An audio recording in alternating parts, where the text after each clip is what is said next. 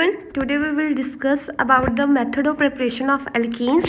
और आज मैं सिर्फ और सिर्फ आप लोगों के साथ dehydration of alcohol, concept of a Saytzeff rule and rearrangement of its discuss करूँगी। ठीक है, तो फर्स्ट क्या है कि हमने मेथड ऑफ प्रिपरेशन करनी है अल्कीन्स की विद द हेल्प ऑफ या फ्रॉम अल्कोहल्स।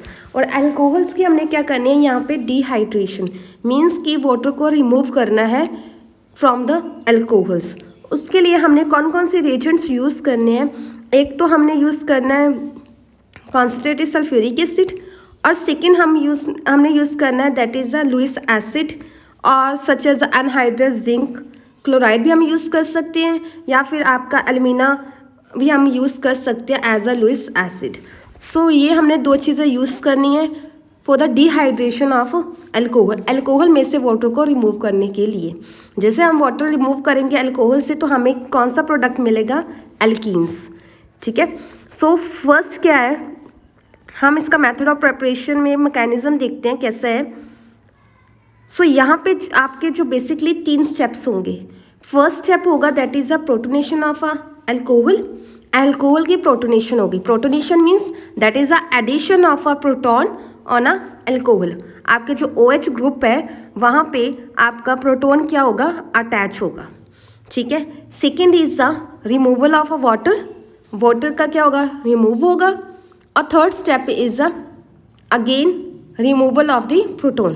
और प्रोटॉन जो है वो फर्दर बीटा कार्बन एटम से रिलीज होगा। Let us discuss one by one of this 3 steps. So यहाँ पे पहले first that is a protonation of a alcohol. हाँ जी, लेट अस सपोज ये आपका इथेनॉल है। ठीक है, CH3, ये आपका CH2 और नेक्स्ट है आपका OH। ठीक है, जैसे इसको मैंने ओपन करके लिखा हुआ है यहाँ पे। अब यहाँ पे क्या होगा, प्रोटोनेशन ऑफ अल्कोहल। अल्कोहल की प्रोटोनेशन होगी। ठीक है, अल्कोहल आपका जो है ये ऑक्सीजन के पास जाएगा क्योंकि यहाँ पे सिर्फ और सिर्फ ऑक्सीजन के पास ही लोन पेयर है, बाकी किसी के पास इलेक्ट्रॉन्स नहीं है। तो मोस्ट प्रोबेबली चांसेस ये है कि आपका जो ये इलेक्ट्रोफाइल है वो न्यूक्लियोफाइल के पास ही जाएगा। ना तो वो इस कार्बन के पास आ सकता है, ना ही इस हाइड्रोजन के पास आ सकता है। सो फर्स्ट स्टेप आपका यही माइंड रखना है कि जो आपका ये प्रोटॉन है वो सिर्फ और सिर्फ आपके ऑक्सीजन पे ही अटैक करेगा। ठीक है, या बोल सकते हो कि ये इलेक्ट्रॉन आपके प्रोटॉन को एक्सेप्ट करेगा। अब जैसे ये इलेक्ट्रॉन ने प्रोटॉन को एक्सेप्ट किया तो आपके पास ऑक्सीजन हाइड्रोजन की बॉन्ड की फॉर्मेशन हो गई। ठीक है, अब जैसे ऑक्सीजन के साथ मैक्सिमम 2 बॉन्ड की फॉर्मेशन होती है और यहाँ पे अगर देखा जाए तो ऑक्सीजन के साथ 3 बॉन्ड्स की फॉर्मेशन हो रही है। ठीक है, यहाँ पे ऑक्सीजन के साथ कितने बॉन्ड्स की फॉर्मेशन हो रही है, फर्स्ट, सेकेंड, थर्ड। और आपको पता ऑक्सीजन के साथ 3 बॉन्ड की अगर फॉर्मेशन हो रही है तो आपका जो ऑक्सीजन है जो कि इलेक्ट्रो नेगेटिव इन नेचर है उस पर कौन सा चार्ज आ जाएगा, पॉजिटिव। वो इलेक्ट्रॉन डेफिशिएंट हो गया। ठीक है, अगर वो इलेक्ट्रॉन डेफिशिएंट हो गया तो नेचुरल है ऑक्सीजन जो है इलेक्ट्रो नेगेटिव इन नेचर है, वो क्या करेगा, जो बॉन्डेड इलेक्ट्रॉन्स को है उसको अपने तरफ अट्रैक्ट करेगा। जैसे वो उसको अपने तरफ अट्रैक्ट करेगा तो वो क्या करेगा, बॉन्डेड पेयर ऑफ इलेक्ट्रॉन्स को लेके ही कंपाउंड में से रिमूव होगा। तो second step that is loss of a water molecule. ये आपका जो फर्स्ट स्टेप में प्रोडक्ट था वो ये आपका है। ठीक है, अब यहाँ से ये बॉन्डेड पेयर ऑफ इलेक्ट्रॉन्स लेके जा रहा है। वो क्यों लेके जा रहा है, क्योंकि आपका ऑक्सीजन जो होता है वो इलेक्ट्रॉन नेगेटिव इन नेचर है, उसकी मैक्सिमम टेंडेंसी है कि इलेक्ट्रॉन्स को अपनी तरफ अट्रैक्ट करना।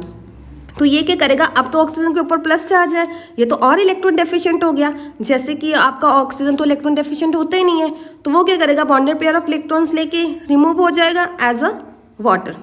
ठीक है, और अगर आपके कार्बन के पास कार्बन से इलेक्ट्रॉन्स जा रहे हैं, यहाँ पे लिखा हुआ ना कार्बन से इलेक्ट्रॉन्स जा रहे हैं, दैट मीन्स कार्बन के पास कोई भी नहीं इलेक्ट्रॉन रहा, तो वो क्या बन जाएगा, उसके ऊपर कौन सा चार्ज आ जाएगा, पॉजिटिव।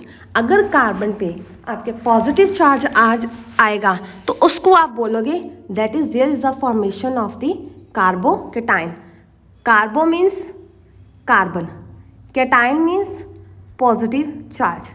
कार्बन के ऊपर पॉजिटिव चार्ज आ गया है दैट इज कार्बोकेटाइन। तो आपका जो ये प्रोडक्ट है दिस इज अ कार्बोकेटाइंस, और इसको आप एज अ इंटरमीडिएट भी बोल देते हो, that is a intermediate. Means कि इस रिएक्शन में जो इंटरमीडिएट है वो क्या है, कार्बोकेटाइन। क्लियर है? नेक्स्ट है third step, that is the loss of a proton. अब यहाँ पे क्या है कि अब आपका कार्बोकेटाइन जनरेट हो गया, ठीक है। अब कार्बोकेटाइन को स्टेबलाइज करने के लिए या इसके चार्ज को, कार्बन को सेटिस्फाई करने के लिए यहाँ पे क्या होगा कि ये जो प्रोटोन एज इट इज बाहर निकलेगा, ठीक है, और यहाँ पे जो आपके बॉन्डेड पेयर इलेक्ट्रॉन से वो कहाँ होंगे, शिफ्ट होंगे टूवर्ड्स दिस कार्बोकेटाइन को सेटिस्फाई करने के लिए, और यहाँ पे आपकी फॉर्मेशन हो जाएगी दैट इज एल्कीन की। अब जो ये वाली रिएक्शन है वो कौन फिजिबल करता है या कौन इस रिएक्शन को प्रमोट करता है? अब आपको पता है कि रिएक्शन में आपके SO4 नेगेटिव है, ठीक है, या आपका SO4 नेगेटिव कहाँ से जनरेट हो रहा है, सल्फ्यूरिक एसिड से। Let us discuss again, just wait कि वेयर दिस हैपन। यहाँ पे देखो H2SO4 आप यूज कर रहे हो रिएक्शन को एक्टिवेट करने के लिए, ठीक है। तो यहाँ पे जैसे रिएक्शन को एक्टिवेट करने के लिए आप यूज कर रहे हो H2SO4, तो यहाँ पे H पॉजिटिव आयन रिलीज होगा और HSO4 नेगेटिव आयन, ठीक है। ये जो है H प्रोटोन को आप यूज कर रहे हो as a protonation in a first step, और अब जो ये वाला चीज है HSO4 वही इसको प्रमोट करेगा कि ये H पॉजिटिव आयन क्या करे, रिलीज करे, सो दैट कि जो ये नेगेटिव आयन है वो इसके साथ रिएक्ट होकर आपका H2SO4 फिर से सोल्यूशन में जनरेट करे और एल्कीन्स की क्या करे, फॉर्मेशन करे, ठीक है। और यहाँ पे ये एल्कीन्स की क्या होगी, फॉर्मेशन होगी। So in short we can say that कि कार्बोकेटाइन क्या करेगा, losses a proton from a beta carbon atom. अब ये बीटा कार्बन एटम क्या है आपके, बीटा कार्बन अल्फा कार्बन होता है आपका जिस कार्बन के साथ फंक्शनल ग्रुप अटैच हो। जैसे ये है, मैंने कोई भी कंपाउंड जैसे कि मैंने सपोज किया हुआ है, ठीक है, ये आपका मान लो OH है यहाँ पे और ये आपका CH3 है, ठीक है। कार्बन की वैलेंसी का ध्यान रखना है कि चारों के चारों कार्बन जो है वो सिंगली बॉन्डेड होने चाहिए, ठीक है। अब जिस कार्बन के साथ आपका फंक्शनल ग्रुप अटैच है वो क्या है आपका अल्फा, और जो नेबरिंग कार्बन है ये वाले कार्बन दोनों, जिसके नेबरिंग कार्बन है ये वाले कार्बन, वो आपका क्या है, बीटा कार्बन, ठीक है। और जो साथ में अगर और बाई चांस चेन है CH3 यहाँ पे भी आ गया और यहाँ पे भी सपोज करो CH3 है, तो वो आपके दोनों गामा जो है कार्बन होंगे। अब इसमें एक और चीज है कि सपोज करो यहाँ पे हाइड्रोजन्स है, यहाँ पे 2 है, यहाँ पे एक हाइड्रोजन लगा दिया मैंने, यहाँ पे 3 हाइड्रोजन्स है। कार्बन को तो आपने बीटा कार्बन बोल दिया, और इसके हाइड्रोजन्स भी क्या होंगे, that is also a beta hydrogens. वो हाइड्रोजन्स भी क्या होंगे आपके, बीटा हाइड्रोजन्स, ठीक है। सो इसमें हम क्या बोल सकते हैं कि there is a loss of a proton from a beta carbon atom to form a alkenes, and जो रिएक्शन, जो स्टेप आपका स्लोएस्ट स्टेप होगा वही रेट डिटर्मिंग स्टेप होगा। अब यहाँ पे अगर फर्स्ट सेकंड थर्ड स्टेप देखें हम, फर्स्ट स्टेप आपका फास्ट स्टेप है, second is a slowest step.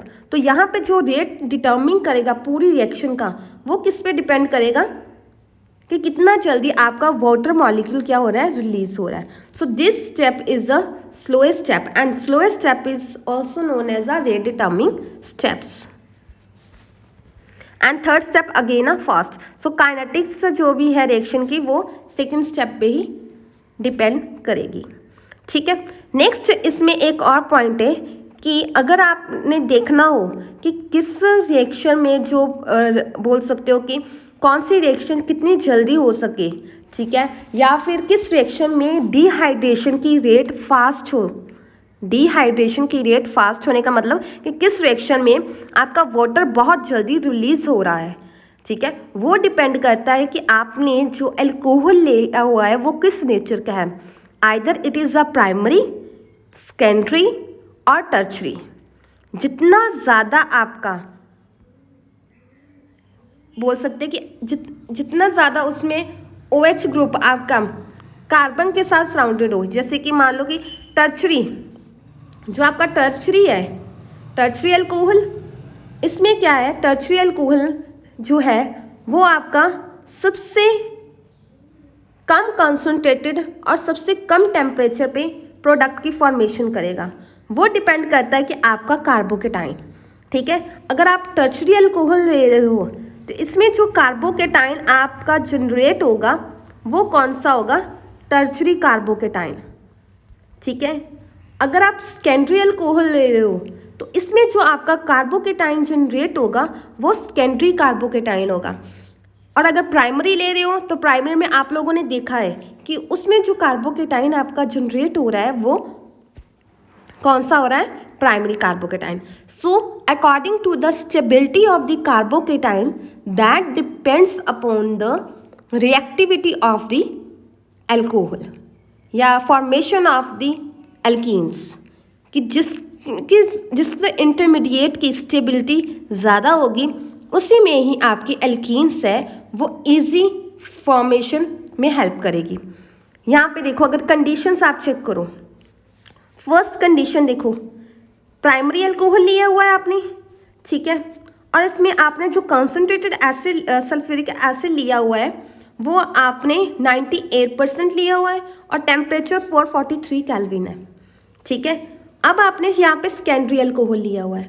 Secondary alcohol में देखो, आपने एक तो कॉन्सेंट्रेशन को कम किया, सेकेंड आपने टेम्परेचर को भी कम किया, तो आपके पास एल्कीन्स है वो कम टेम्परेचर पे भी पॉसिबल हो रही है, ठीक है। नेक्स्ट टर्शरी अल्कोहल में देखो, यहाँ पे तो कंसंट्रेशन भी आपने नॉर्मल 98 से डिक्रीज किया हुआ है, ठीक है, और टेम्परेचर को देखो कितना ज़्यादा डिक्रीज किया हो, 355 केल्विन, ठीक है। तो यहाँ पे देखो कि आप इजिली जो है एल्कीन्स की फॉर्मेशन कर सकते हो, ठीक है। सो इट मीन्स जितना ज़्यादा स्टेबल कार्बोकेटाइन होगा उतना जल्दी इजिली फॉर्मेशन होगी आपके एल्कीन से।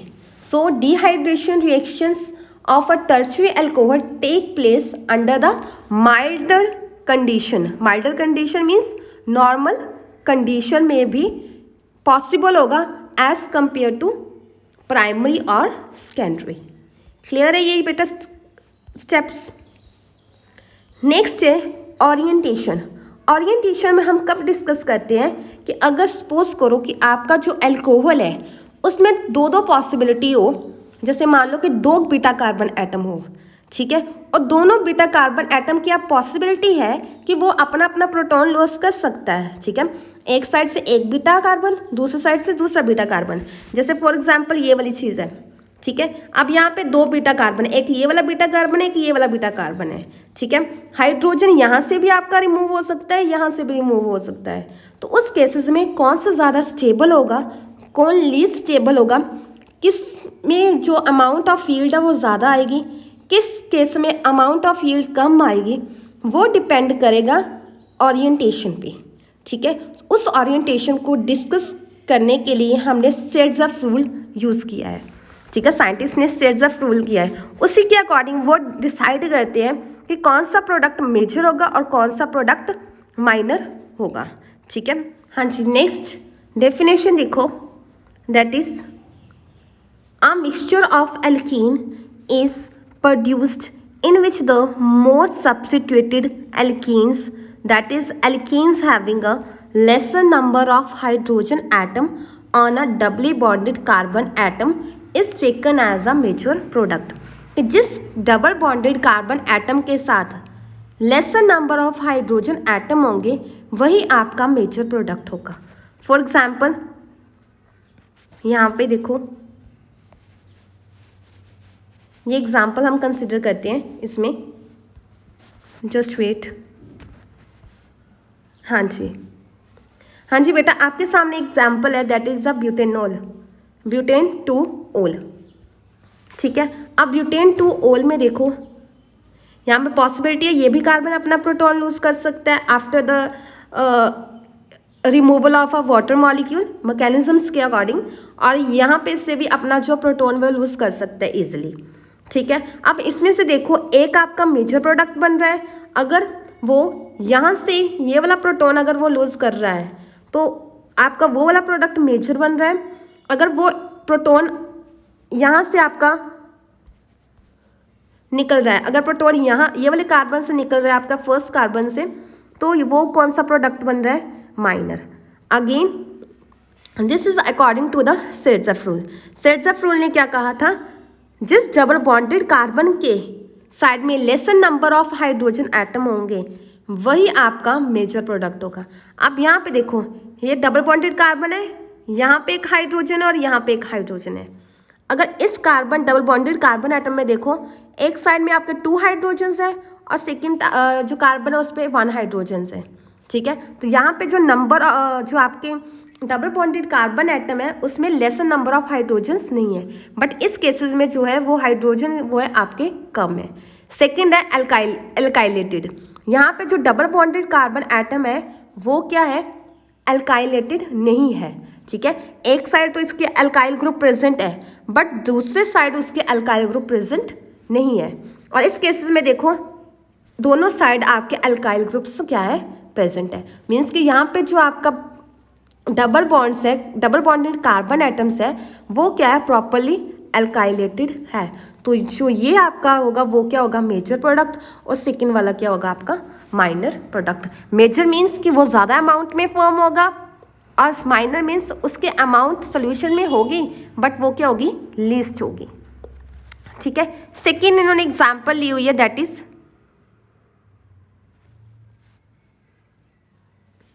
Second example that is 2 methyl butane 2 ओल।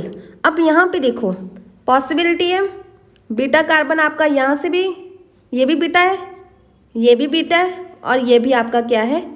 बीटा कार्बन है। सो पॉसिबिलिटी है ये भी कार्बन अपना इलेक्ट्रॉन लूज कर सकता है, ठीक है, और ये भी कार्बन अपना प्रोटॉन लूज कर सकता है और ये भी प्रोटॉन को डोनेट कर सकता है, ठीक है, और फॉर्म कर सकता है आपका डबल बॉन्ड। तो यहाँ पे एक जो प्रोडक्ट है वो मेजर है और सेकेंड वाला आपका क्या है? माइनर है। वो किस पे अगेन डिपेंड कर रहा है कि कौन सी एल्कीन ज़्यादा एल्काइलेटेड है, ठीक है। अगर तो यहाँ से आपका प्रोटॉन लूज होगा, ठीक है, तो आपके पास ये वाला प्रोडक्ट बनेगा।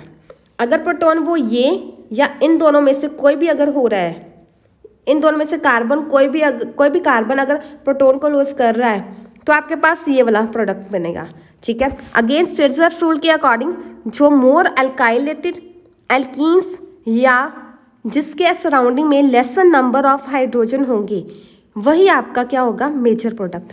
अब यहाँ पे देखो कार्बन डबल बॉन्ड कार्बन है, ठीक है, carbon double bonded carbon atom के साथ जो हाइड्रोजन्स क्या है वो इस वाले प्रोडक्ट में लेस है और इस वाले प्रोडक्ट में क्या है? डबल बॉन्डेड जो हाइड्रोजन एटम है वो लेस नहीं है। यहाँ पे आपके 2 हाइड्रोजन्स है, ठीक है। तो ये क्या होगा? आपका लीस्ट होगा, ठीक है। सो ये आपका मेजर प्रोडक्ट और ये आपका क्या होगा? माइनर प्रोडक्ट, ठीक है। बाकी रिएजेंट्स वगैरह सेम ही होंगे, ठीक है। नेक्स्ट इन्होंने साइक्लो ग्रुप की एग्जांपल ली, साइक्लोहेक्सेनॉल की एग्जांपल ली हुई है।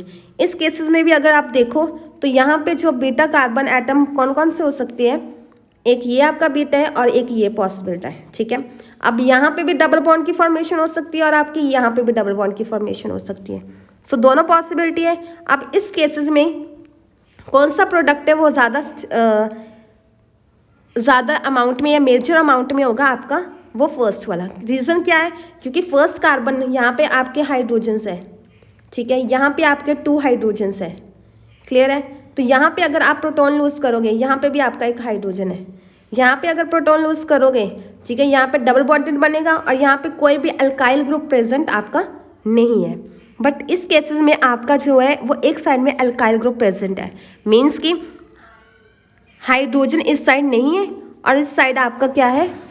एक हाइड्रोजन यहाँ पे है, एक हाइड्रोजन यहाँ पे है, ठीक है। तो यहाँ पे lesser number of hydrogen atom है और यहाँ पे large number of hydrogen atom है। So according to the Saytzeff rule again जो आपका ये वाला होगा 84% दैट इज 1 मिथाइल साइक्लोहेक्सीन वो आपका मेजर होगा और 3 मिथाइल साइक्लोहेक्सीन जो आपका होगा वो क्या होगा? माइनर होगा, क्लियर है। दैट इज द ओरिएंटेशन किसकी है? Dehydration of the alcohol. ठीक है, नेक्स्ट। सो यहाँ पे अगर देखा जाए जो आपके प्रोडक्ट है, कुछ आपके मेजर बन रहे हैं और कुछ आपके माइनर बन रहे हैं। ठीक है, तो such a reaction in which one isomeric product in a major form and another one is a minor form, ऐसे रिएक्शंस को आप बोलोगे रिजियो सिलेक्टिव रिएक्शंस। क्या बोलोगे? Regioselective reactions. Regioselective reaction में क्या होता है कि उसमें से रिएक्टेंट से प्रोडक्ट, टू टाइप्स के, दो तरह के प्रोडक्ट बनते हैं, मगर उसमें एक प्रोडक्ट जो होता है वो डोमिनेट होता है सेकेंड से। सो ऐसी रिएक्शंस को आप रिजियो सिलेक्टिव रिएक्शंस बोलते हो। क्लियर है? नेक्स्ट है सेम ही मैकेनिज्म आपने फॉलो करना है। सेम मैकेनिज्म को फॉलो करते हैं तो उसी के अकॉर्डिंग ऑब्जर्व किया गया है कि सिर्फ और सिर्फ शेरज़र रूल के अकॉर्डिंग ही नहीं प्रोडक्ट बन रहे हैं। ठीक है, कुछ अनएक्सपेक्टेड प्रोडक्ट की भी फॉर्मेशन हो रही है। ठीक है, जैसे सॉल्यूशंस का एनालिसिस किया गया और उसके प्रॉपर उसको देखा गया, ऑब्जर्व किया गया कि कौन कौन से प्रोडक्ट की फॉर्मेशन हो रही है, तो उस टाइम अनएक्सपेक्टेड प्रोडक्ट की भी फॉर्मेशन हो रही थी सॉल्यूशन में। ठीक है, वो अनएक्सपेक्टेड प्रोडक्ट की फॉर्मेशन कैसे हो रही है? That is according to the stability of a carbocation. With the help of example, we can easily understand this concept. So first that is हमने solution लिया ब्यूटेन फर्स्ट ओल का। ठीक है, according to the above mechanisms, dehydration of alcohols के according हमारे पास सिर्फ और सिर्फ यही प्रोडक्ट बनना चाहिए। ठीक है, प्राइमरी अल्कोहल्स है, प्राइमरी अल्कोहल्स के अकॉर्डिंग हमारे पास तो यही प्रोडक्ट बनना चाहिए कि यहाँ पे आपका प्रोटोन आके अटैच हुआ, वाटर यहाँ से रिमूव हुआ और यहाँ पे सिर्फ और सिर्फ एक ही आपका बीटा कार्बन एटम है और यहाँ से इस कार्बन ने अपना प्रोटोन लूज किया और जो ये बॉन्ड है शिफ्ट हुआ, तो आपके पास ये प्रोडक्ट बनना चाहिए था प्राइमरी अल्कोहल से।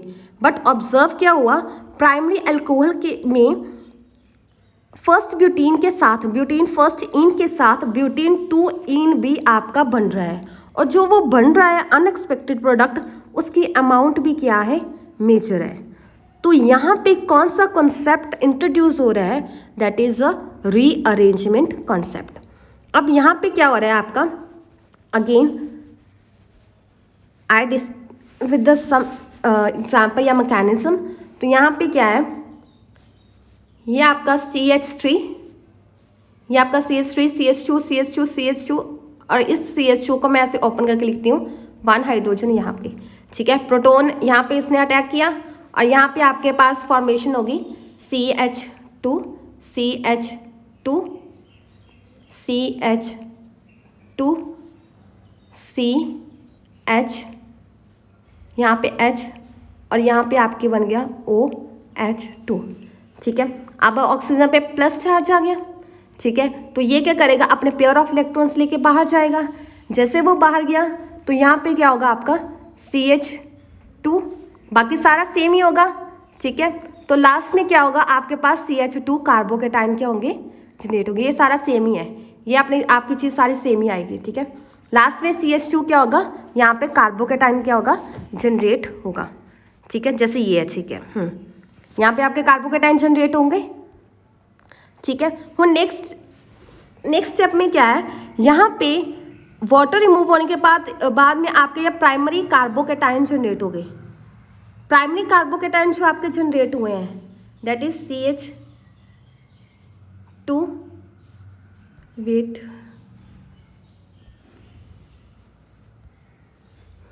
दैट इज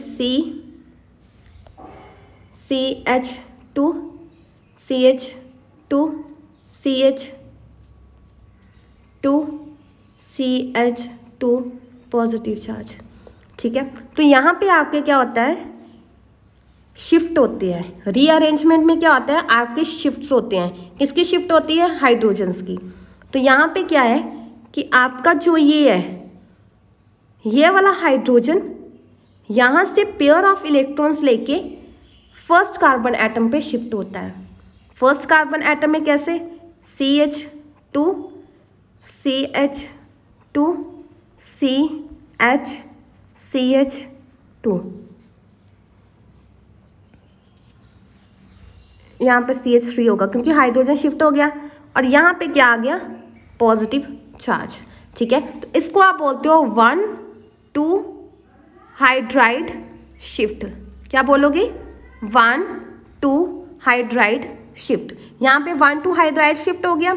अब ये हाइड्राइड क्यों शिफ्ट हुआ या फिर ये अरेंजमेंट क्यों हो रही है, ड्यू टू द फॉर्मेशन और स्टेबिलिटी ऑफ द कार्बोकेटाइन। यहाँ पे आपके जो प्राइमरी कार्बोकेटाइन है वो स्टेबल नहीं है, बट जैसे वो हाइड्राइड शिफ्ट हो रही है, रीअरेंजमेंट हो रही है, रीअरेंजमेंट के टाइम जो आपके पास इंटरमीडिएट बन रहा है वो आपका सेकेंडरी कार्बोकेटाइन है। ठीक है, और आपको पता है कि secondary carbocation is more stable than primary carbocation due to a plus I effect. Plus I effect, that is a electron releasing effect of the alkyl group, that is inductive effect. ठीक है, तो उस stability की वजह से यहाँ पे क्या हो रही है, rearrangement. So rearrangement can take place and there is a formation of the unexpected product.